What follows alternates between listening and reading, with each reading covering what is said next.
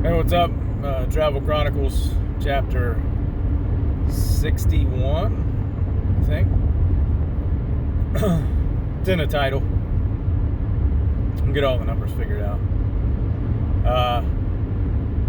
Had the OVAC cross country championship this weekend, and it was nerve-wracking.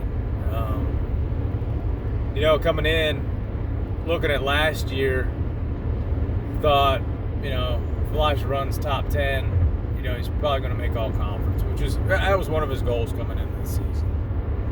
And, every year there's a couple big races that you want to get up for and do your best for and try to be, an all conference or top performer in the race. And, this was one of those races. So,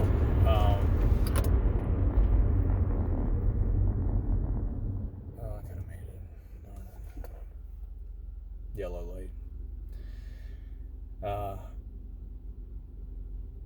He was anxious for it. So, we were kind of doing the math beforehand, and one of the tricky things is that the OVAC has added a lot of teams. I think there's almost 40 teams in the OVAC now, maybe more. There's like 7 or 8 per division. So that bottom 1A, 2A division has about 6 to 16 teams in them.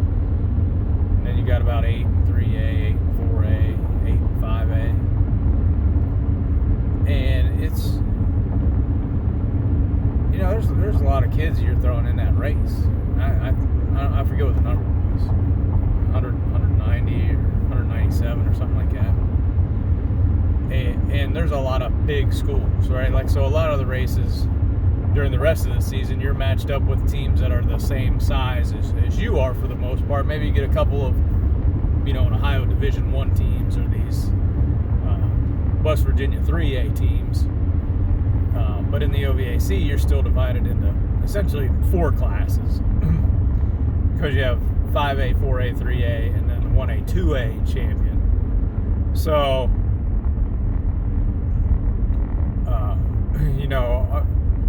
we have a good team, but we don't have like a bunch of, top tier, top guys in the state, like the West Virginia schools are. And the other thing is, because all the schools that are in the OVAC now we're going against Warren, which is, it's ludicrous, right?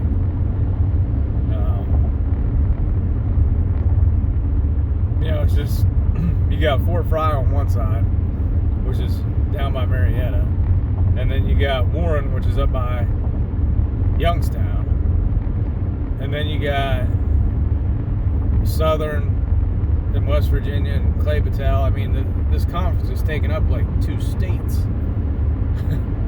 It's essentially like a quasi-state meet. There's some small state meets that probably aren't quite like this, but not everybody's at a state level where you would have a state championship, but you're putting more teams out there than you would in a state meet anyway. State meet, I think you run about 20 teams max per area, per level. So now you're running 40 teams, 45 teams. It's a lot of teams.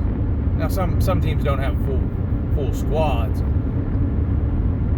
but there's a lot of top teams, that are bringing good runners to run. And there was a kid, Larry Josh Edwards, and I don't know what the future holds for him. I don't want to hang something on him, but I mean, he's got potential. He could be a future Olympian, in a 5,000 or 10,000 meter race. I think he's already put up sub 9 times in a 2-mile track, and I think some of that competition was, outside of like his high school team, just running competitions, but I'm pretty sure he's put up a sub 9.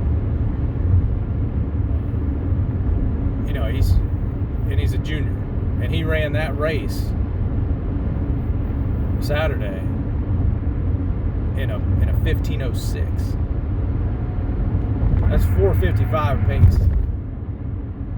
And I mean, he looked like, I won't say he looked like he was sprinting the whole time, but he looked like he was working. I mean, he didn't look like he was just gliding out there. I mean, he looked smooth, but he looked like he was working hard at it. And, you know, that's, some runners make it look easy, and they run a fast time. Like, I think you could run, you look smooth and run in the 16s and make it look easy. You're going to run in the 15s. That's a hard effort. I don't care who you are. You know, you are working the elbows, you're working the arms. Every step matters. There's no, I'm going to take a break here for a half mile. Just coast. He's getting it the whole time. Elijah did end up making an all-conference team. He ended up in the last spot. He was 29th. And the other kid, there was another kid that got 30th, and then his teammate got 31st. And the bad thing is his teammate last year got like 34th. He was like just on the outside last year. And Elijah actually got 20th, but I'm not sure what the difference was this year. I think there's some other teams or something. I don't remember. Well, New Phillies knew. They weren't in the race last year. Last year we had to contend with Meadowbrook, but you know, this year I think New Philly put some kids up there. They had the kid won the Ohio race. He's only a junior. He ran in the 16s. He ran in the 15s. He's fast. But you know, they're a Division I, so we won't have to race against them again.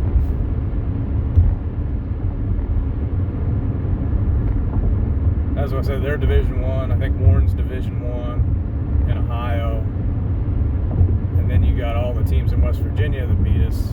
University, Morgantown, Wheeling Park. You know, they're all 3A schools. I think we ended up 5th overall behind Warren, but all the schools that beat us were 5A, and we were a 3A team. Which, you know, finishing 5th in all those schools as a 3A squad, that's pretty good. And you also, you know, you don't have a due, you know, and I think there was only,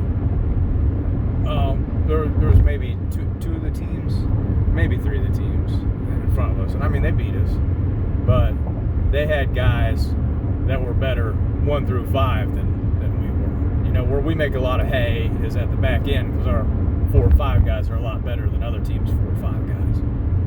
You know, our 1, 2, 3. You know, we don't know who's going to be 1 every race, and the 1's usually not as good as another team's 1, whoever that is. But the 2 and the 3 are usually close, and then the 4 and the 5 are usually a lot better than the other teams. So you're trying to make up points on the back end. But when you have this many kids, that high a caliber running, it's hard to make a lot of hay against most teams. Now, 3A, yeah, we got that, and that was back-to-back titles for Martins Ferry, OVAC titles. 2 in the 4A and 1 in the 3A. We would have won the 4A too, so I mean, it didn't really matter. The only thing it did was allow St. Clairsville to win a championship, because we weren't in the same division as them. So either St. Clairsville was going to win one or Bel Air was going to win one. It just kind of depended on which division we were in. But we're a 3A school now, so it would have been, that would be helpful in basketball somewhat, because Union Local moved to 4A, so you know, you avoid those girls when you drop down to 3A. But I think Fort Fry is still a 3A, and they always have a good basketball team. So you're not going to beat them. But just interesting weekend, you know, good weekend. And then yesterday, it's fall. Like it's a really pretty fall. Like a lot of color in the trees and stuff. It's just it was a really nice drive this weekend out to Cambridge and then out to Beltsville yesterday. And I went out, seen Mom, got to Cambridge and stuff there, and then came back. Elijah went to some type of dinner thing for senior class for homecoming, and then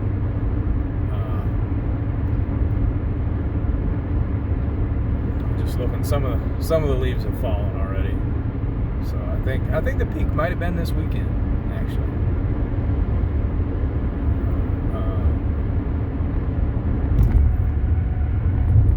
But he went out there. Then I came home, ran 4 miles, but it was getting dark, so like it wasn't like a really good time for some of it because I couldn't see, and plus I got distracted by a fire.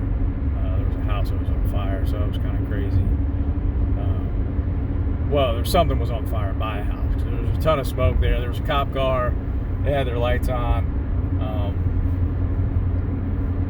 Fire truck showed up and then left, so it was either under control or out by the time they got there. But anyway, got that run in, and then I had a giant piece of cheesecake. So all in all, it was a pretty good day. Pretty good weekend. You know, I was happy for Elijah. It makes him a 2-time all-conference runner. I would say it was maybe a while until there was another one at Ferry, just because the junior class didn't have anybody. Didn't have anybody last year either. So even if they have 2 or 3 guys that are all conference next year, you know, there'll only be one time all conference. And then you're looking at some of the younger guys. There's maybe a freshman who's got some potential, and you never know, you know, where it's going to click for guys. You know, usually, and it's different in cross country than it is in a lot of sports. In a lot of sports, you have that sophomore slump when other people figure you out and how to stop you, and you haven't fully matured yet. But running is like the complete opposite. Usually it's a sophomore breakout, and that's when you figure out the tracks and you figure out the prep work for the high school races, and then you make a huge jump that year. So, you know, next year there could be some guys jump up, and you never know how guys are going to race. You know, race in, race out. And that's one thing we talked about is, you know, being all conference comes down to one race. You know, it's not based on how you raced all season. It's, you know, or any postseason stuff that you did where you would get named to the all conference team. It's about what you do one day, one race, and there's so much that goes into that race, that prep work, you know, your fueling, your rest, your hydration, your practice, you know, that feeds into that race. And if you don't get everything just right, then you may not have a great race that day. I mean, you're looking at the kid that came in 31st was 0.4 of a second from being an all-conference runner. You know, for all intents and purposes, he's just as good as the other kid. You know, just maybe, you know, he missed a little bit of sleep or something else, and you had a kid from junior local, Sean Coe. He ran a great race, and he never runs like he did, but he happened to have just a great race. Everything lined up for him that day, and he happens to run an all-conference race, and that bumps that kid. You know, or he would be in line to be a 2-time all-conference before. You know, you can't. That's the thing about racing, is like you can't control anybody else's race. You can't control anything about. All you can do is control yourself. And if there's a race you got circled on the calendar that's important, you got to make sure you hit everything going into that race. And you got to know what kind of race you need to run, and then go out and execute it. So, you know, I kind of like running. You know, I wasn't sure how I felt about it, you know, six years ago. You know, I knew Elijah was pretty good at it because he ran a 24-minute 5K like right out of the box without practicing or anything. And I was like, well, he might be pretty good. And he is. And I was like, well, maybe I'm good, but I'm not. And I don't have the time to put into it like I'd like to. And there's a lot that goes into it, especially when you're over 40, stretching, resting, massaging the muscles. So, but that's all I got for that. We'll just keep it positive today. It's Monday. Could be a big week. Doing a trial this week at work. Not anxious about that at all. We'll see how that goes. Maybe I'll check in later in the week. All right, be careful. Stay COVID free. Later.